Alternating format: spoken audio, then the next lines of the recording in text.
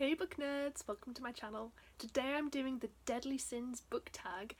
I saw this on Books with Brandywine's channel, and after I commented she kind of unofficially tagged me. So I decided to do it because I thought it was a really cool tag. She does so many cool tags, she finds like the best ones, I swear. I will link her video and her channel down below, please go check her out if you haven't already. She does kind of like a lot of like I said, a lot of fun tag videos. She also talks a lot about fantasy books, and she does a lot of unique content that I don't really see anyone else doing, which is really cool.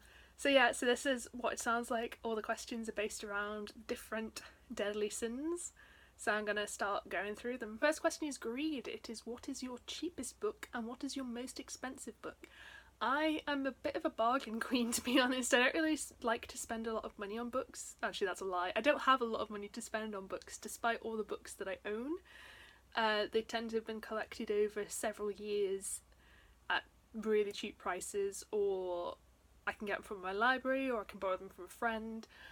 But my favourite book bargain ever comes from when I was a child, and that is Beyond the Deep Woods by Paul Stewart and Chris Riddle. I thought this was by Terry Pratchett for ages, and it's not. This is a really weird kids book from a fantasy series, and there's a whole series of them, but I only ever liked this one, and it is really weird. I can't really tell you anything about the plot anymore, but we got this book from a supermarket because my mum spotted it, and I forget the exact details of it, but they'd reduced it by a percentage and they'd made like an error. So the percentage they said they reduced it by meant that it was 50p instead of £5. So my mum grabbed it and it went through at 50p, so we got it for 50p. It's a brand new book. So that's kind of my favourite deal that I remember. My most expensive book is a lot harder because, like I said, I don't buy expensive books and if I do, I get them on deals.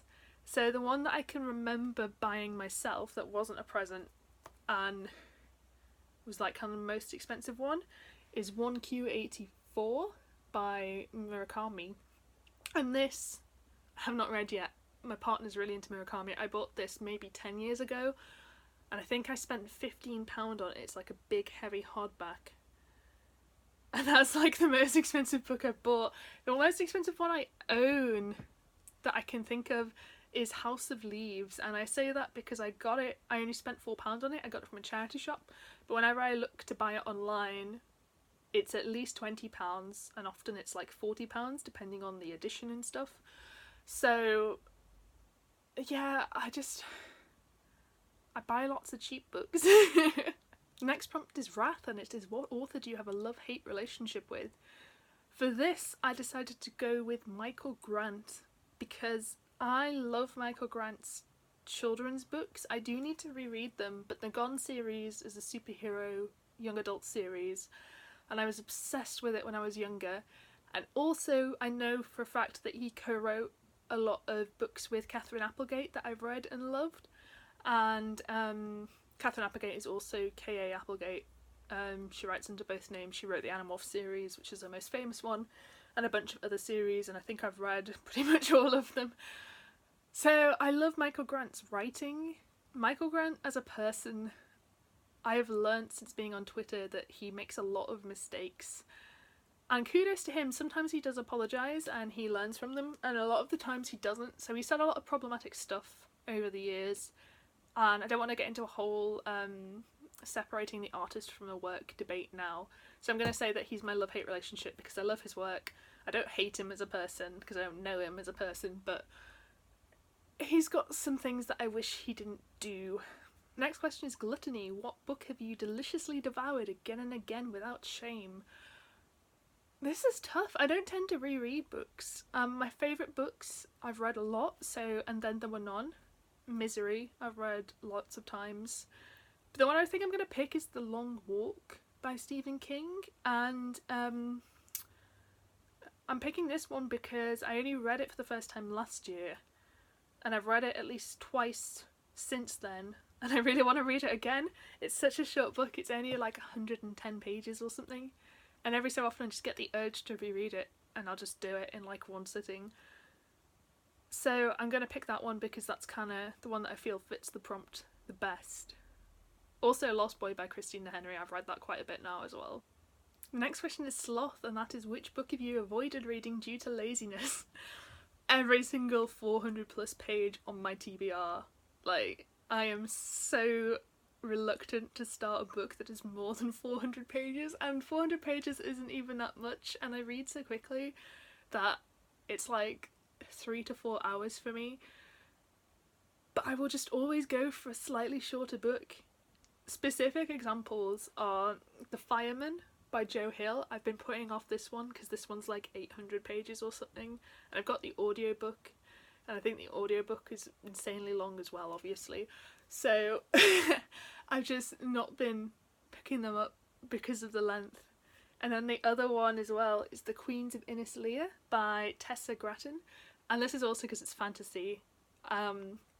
But this is a huge... I've got the ebook version, but I saw the physical book in Waterstones, and ever since seeing the physical book, I've just been avoiding it because it's like... It's not that big, but I'm just so lazy when it comes to long books, particularly long fantasy books, and every single time I will just opt for a nice shorter book. So this is probably the sin that I most embody, I think, when it comes to my reading. Next book is Pride. What book do you talk about to sound like an intellectual reader? I struggle with this because I have never tried to sound like an intellectual reader, because I read a lot of trash and I'm kind of the opposite. I'm kind of proud of the fact that I read a lot of trash, because in real life I find that I meet a lot of people who are ashamed of the things that they like, and I just want to I want everyone to embrace the trash that they love. So I'm going to say for this one, since I have to pick a prompt, I'm already rambling, I will say Misery by Stephen King, because I think that's the book that I like. It's my go-to book for giving a literary criticism of, and I don't read classics or really literary books to begin with. So even though it's Stephen King, which is not like highbrow literature, I'm gonna say Misery by Stephen King. The next question is lust. What attributes do you find most attractive in male or female characters?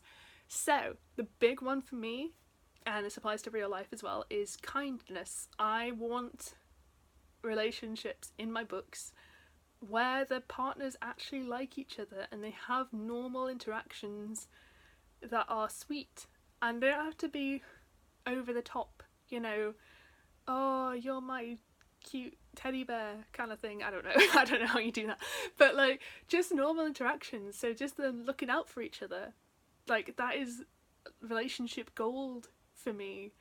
I also really like it when they share interests and they're friends, so they have like that kind of chemistry.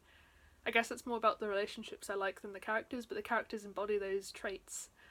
So that's the kind of thing that I find really attractive in book characters and book relationships. Also, if characters are like massive nerds, and by I don't necessarily mean massive nerds, but they have like a really strong passion, and if an author's great at conveying what someone is like when they're really passionate about a topic or a thing in their life or a hobby or anything, that's so great. That's really attractive as well. The next question is envy. What books would you most like as a gift?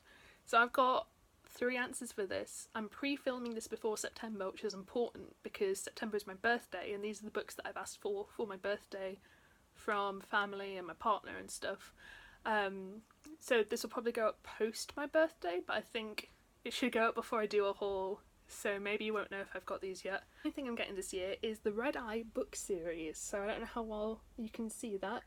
These are young adult horror books. I've read Frozen Charlotte, and I've got a couple more. I think it's only The Haunting and Flesh and Blood maybe that I've got on my Kindle as ebooks. But I absolutely adore the way these books look. Frozen Charlotte was amazing and I really want to reread it. And I think that these will look really nice on my shelves next to my Point Horror and my Midnight Library books. So I've asked for this book series for Christmas. I think it's like £25 for all of them, which isn't too bad really. There's like 10 of them. And then from my partner, I've asked for one of 2 graphic novels. So Through the Woods, I always forget who it's by. It's by Emma something, which I'll link down below. I'll write the author's name. And then The Survivors Club by Lauren Bukes. I've only asked them to get me one of them, but I don't know which ones, so that'll be a surprise. So those are the books that I want. So yeah, so that is the entire book tag. Now I'm going to tag some people. I'm going to tag Simone from Me, Simone and I. I'm going to tag Kristen from Kristen Reads. And I'm also going to tag Charlie from Charlie Brooke. I picked these people kind of because I think they might enjoy doing this tag, hopefully. If you don't want to do it, obviously you're not obligated to do it. Thank you so much for watching this video. I hope you liked it. If you did, please give me a thumbs up. It helps me out massively. Let me know what books you're coveting. Let me know which of these sins you think you most embody as a reader. And I hope to see you next time.